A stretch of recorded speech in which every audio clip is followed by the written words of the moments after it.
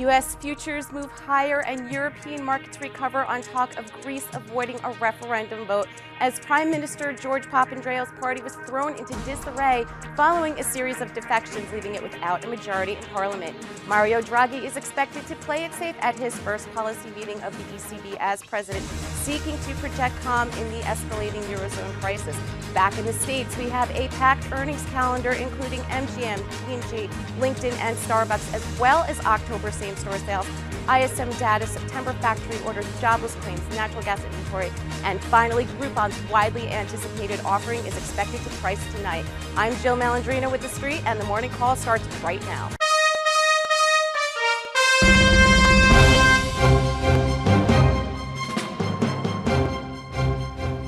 Good morning, I'm Scott Redler, Chief Strategic Officer of T3Live.com. And I'm Jill Malandrino with The Street's Options Profits, and together we bring you the morning call. So we saw corrective action on Monday and Tuesday, flat trading after the FOMC because Europe right now is really driving this tape.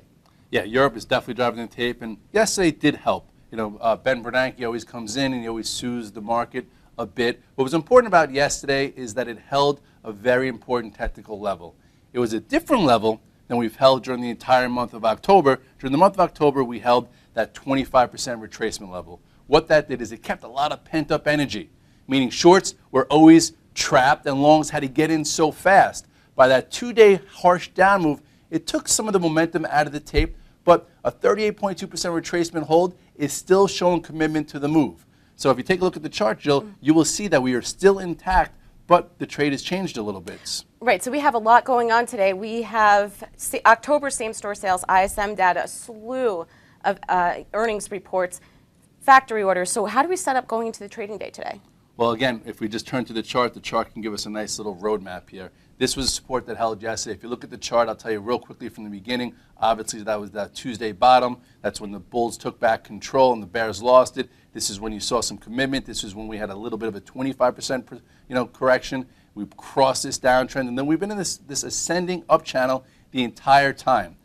On Tuesday, we did break that. So right there, you had to take a little notice to say, uh-oh, where do we go from here? But we did hold in on Wednesday in front of Big Ben Bernanke, who always comes in and actually saves the day a bit. I did like his mantra about everyone living within their means, but we'll get to that later. So the Fibonacci retracement, if I put my little handy tactics here, you'll see 38.2% was a great spot if you were short to cover, and also a spot to put some money to work if you follow this type of zone. So we bounced off, and now the question is, can we get back above 1240 and close above there? If we do that, then we could continue to this uptrend. So right now, it's almost like the bulls have a new set of downs. There was like 3rd and 8 on their own 20, and then yesterday they completed a set of passes to Big Ben Bernanke. The bulls have a set of downs. Now let's see what they do with them. All right, we have a lot going on today. We also have the jobs number tomorrow and the the G20's meeting on Thursday and Friday. And what we're going to be looking for there are non-European country commitment to the EFSF. So there's a lot going. We're going to jump into the sector spotlight right now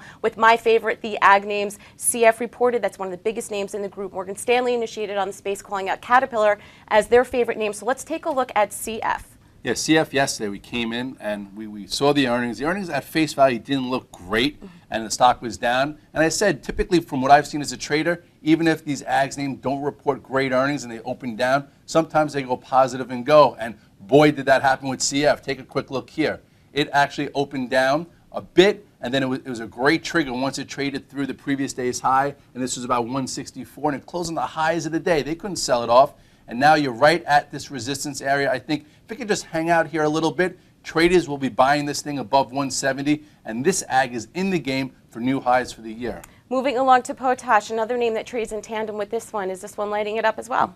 This one I used to always love to trade. Whenever I wanted to trade the ags names, I traded this one, and it's been a little out of favor. If you look at the chart here, you'll see that it's not that exciting. You had to move off the lows. It tried to go sideways, and then it broke below it. To me, I think this is an avoid. I wouldn't want to get involved in this unless you start seeing it act a bit friskier and get over 51. For some of you that buy, in the hole or like some type of value, and you really have, you really like this stock, I would buy it versus 44. But if it starts breaking below 44, there's something wrong there. Moving along to Mosaic, we played this name for our options profits play roughly 2 weeks ago. It didn't go quite the way we wanted it to go from the outset, but you know what? We stuck to our trading plan, we stuck to our fundamental thesis, and we also paid attention to the charts, and it worked out really nice for us. Yeah, this stock also, I think, like a potash, is kind of out of favor. It's not like a CF. It's not what the traders are talking about it, but it could come back to it can come back to, I guess, what? It can come back to life at some particular point. It had a nice move off the lows. It looked like it was in the game. And you know what? It just actually, this looks better than potash. It just pulled back to support. You could buy it versus 55. But again, this doesn't look great. It's below the moving averages. This is going to need time. Okay, on to Monsanto, another one of our favorite names within this space. All right, Monsanto, let's see if it's the same story here. Monsanto, you go. This one actually is a little bit different because it went from the lows through the highs, okay, and then once it failed here, it became a little concerning because you had a breakout, and then you had an inside bearish day, and then it just, came in really hard, which just shows you that sometimes these ags could definitely be hard to trade. It did hold above these two moving averages, so above 69 and change, it's okay. For me, it's not a trade. For an investor, you really have to like the story. I don't. Okay, and rounding it off with Stephanie's favorite name at AAP, Caterpillar. Again, Morgan Stanley initiating on this space and calling this out as their favorite name within the group. Well, they're a little late because you guys were very early there. And Caterpillar has been one of those names. For a while, it was a bit frustrating, but it played catch-up really quick. It came off those lows, and then it held that gap that we were pointing to when she was here. If you take a quick look at Caterpillar, you'll see. I like it technically because of a few reasons. First, you had your reversal. Then you had your add-on buy when it broke this downtrend. And then you had a powerful move. Yes, was it controlled by the moving average? Okay, fine. Look at this type of move that it had into resistance. But look what happened here. You could have bought it back against this gap, and this gap did not get filled. So that showed you some power. So now that was a decent entry here. And I do think, with a little sideways action, traders will be buying this thing above the 97.85 because next time it gets here, it's probably going to blow through it. Okay, so again, my favorite space, the ag names showing some relative outperformance. There are a few stocks in there that are really leading this market. We're going to go to a quick commercial break, and when we come back, we jump into the trenches. Hi, I'm Sean Hendelman, CEO of T3Live, where we train, coach, and mentor traders in order to help you put your money to work with confidence. The T3Live approach is a blueprint for you to recognize, adapt, and ultimately take advantage of different market conditions. To begin your training with T3Live, we would like to offer you the opportunity to enroll in our free 30-day online home study course.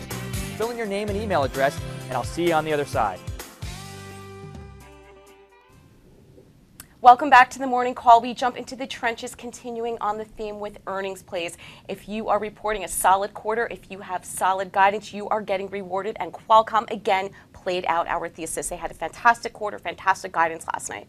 Yeah, the stock has always been an institutional favorite. At times it's hard to trade. There's not always momentum, so it'll be interesting to see how it handles this gap up. Stock's up about 10%, up $5. If you take a quick look at the chart, I'll show you how to play it. Okay, this is the last pattern that we had here, a nice descending channel. It is now gapping above it. You also have a resistance level right around 55. So if it could hold above 55 for the first 30 minutes and show some commitment, I think you could enter it, and then I think at some point it's going to make new highs in the year. If it opens above 55 and starts to fail, it's going to need some time. So just don't jump in it in the first 30 minutes. If you're an investor and you're staying the course, stay long. If you're a trader, wait for the first 30 minutes. If it holds above 55, it could really get going today. Same story with MasterCard. They had a really good quarter and it hit historic highs. So are we getting involved here?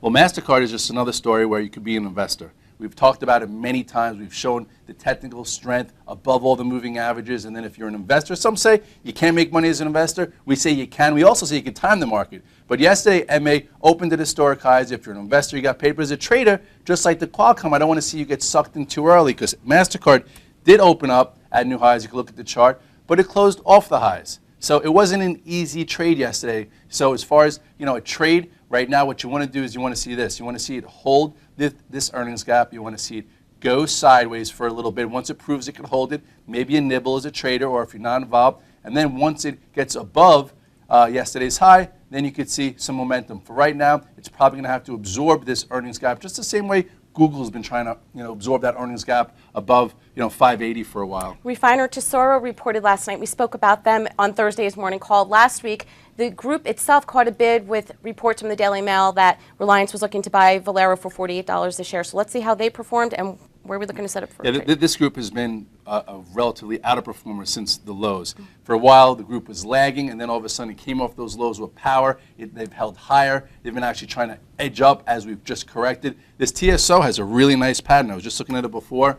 Unfortunately, I don't really take stocks into earnings that often, But as an investor, this one was set up for higher prices. So if it could trade through, which I think it's opening above this 27 or so, you could see this extend. This is a very nice looking chart, and it's good to see, nice charts get rewarded with a good earnings report. Let's round out the trenches with Priceline. They report on Monday. This is always a tricky stock to trade. And again, here's the key. Consensus is at the higher end of guidance in terms of EPS, revenue, and bookings. This company has to blow away the quarter or else the market is going to beat this stock up. We should be bringing in Captain Kirk to talk about it because he's probably the only one that's made money there unless you've been a long-term holder, because you have hedge funds shorting this, you have traders always want to short it, and the stock doesn't go down. So we'll see what happens after earnings. If you take a quick look at this chart, it's definitely very sloppy, but overall, it's been holding this range between like 440 up to about 560. So what is that? That's a nice 120-point range. It's smack in the middle. So I think at this point, if you happen to be long Priceline for a long time, sell some in the money calls, protect yourself on the downside, collect some premium. As a trader, don't you dare go long or short into it. Use the option strategy that Joe recommends. In fact, what we're going to do for our options profits play today is Priceline, playing it into earnings. And it's always tricky playing a name like this, even like a Google for that matter, into earnings. So one way you could potentially look at it is with a strangle, where you know that the stock is totally going to move off of earnings. You're just not quite sure what direction. So we'll take a more in-depth look at the options profits call. For now, let's go into quick hits for quick cash, starting with Select Comfort, which is a new name for us to talk about. Yeah, someone pointed out the chart to me yesterday. I put it up. I was like, wow, this looks pretty good. So I don't even know the symbols. Yeah, SCSS. There you go. You had a nice, powerful move, off of this downtrend, gapped up, and now you have a nice bull flag being formed here. So it seems as if this can get going above 22, it's going to make new highs. So nice commitment. This is a continuation pattern above 22 and maybe a 60-minute close above it. You could see a squeeze to new highs. Moving on to another tech name, JDSU. JDSU in the beginning of the year, everyone loved it. And then they came out, they pre-announced, the group got crushed yesterday, they had decent numbers. I want to show you this chart because I think it looks better. I think you can actually buy and hold this one into the end of the year. I'm seeing some commitment here. You're seeing a nice little flag type pattern. If you want to be a trader, I think above this 1275 and you'll have a quick move into the 13s. But I think at some point this year, you're going to get a move to 15, 16 now, especially since they have earnings out of the way. And they also broke a downtrend that it's been trading in for a while. So once these stocks trade, break these downtrends, it gets me interested, especially if it holds it, and now that earnings are out of the way. And the morning call wouldn't be complete unless we had it mentioned with Apple.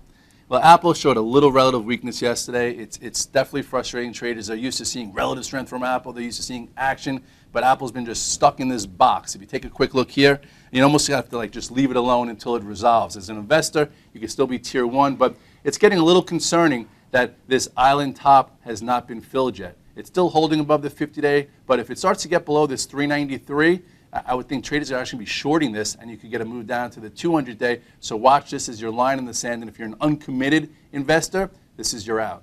Moving along to FFIV, I know you and the guys trading over at T3 have gotten involved with this name over the past week or two. Lately, it's got some juice back. If you take a quick look at the chart, it had, earnings that held it up, and it's been going sideways since. You have a nice gap here that they couldn't fill. If it starts getting above this area of about 108, 109, you're going to see it move back to 115. And the story of the week last week, Amazon.com. Amazon, for an investor, you're in the penalty box. As a trader, there's been some nice cash flow, and I see another nice setup here. Look at Amazon. It held the 200-day after the earnings shortfall, which was right here. You had a nice quick trade above 209 into the gap, and now it's set up one more time. For a cash flow trade, if you get above this 216, 218, you'll probably see a quick move above 220, but it's going to be quick. It's for the active trader. And for an investor, you probably have to wait a little bit longer in this penalty box for next quarter for it to figure out whether or not it can make new highs or the better days are behind it. Okay, so we're looking at a new one today, SCSS, JDSU, Apple, Amazon, and FFIV. We've got a lot going on into tomorrow's trade. We have the jobs report tomorrow. We have the G20 today and tomorrow. We're, again, looking for non-European country commitment. China's also going to be in the spotlight. They're going to want to see what the response is to EFSF. We have October same-store sales today. September factory orders, ISM, we just have a lot going on. Every day it seems like there's a lot going on, and every week it feels like there's monumental scenarios that need to play out. So just continue to watch the action. For right now, the bulls are still in control. The trade has slowed down a bit. You don't have to just jump in. You should have a little risk off because right now the market has a bit to prove.